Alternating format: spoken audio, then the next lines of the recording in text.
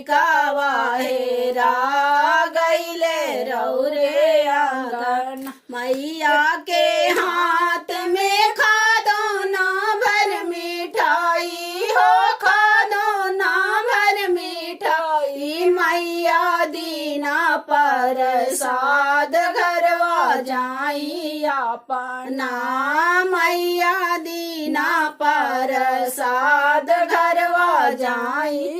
बिना रे प्रसाद घरवा जाई कैसे, घरवा जाई कैसे।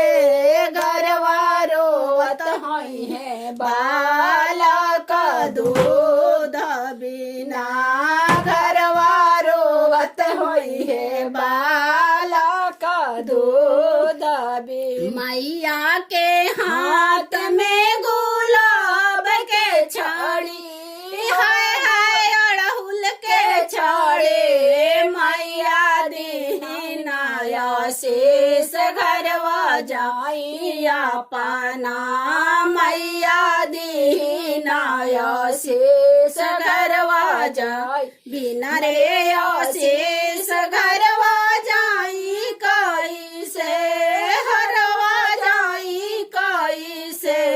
घरवा रोहत होई है बालक दूध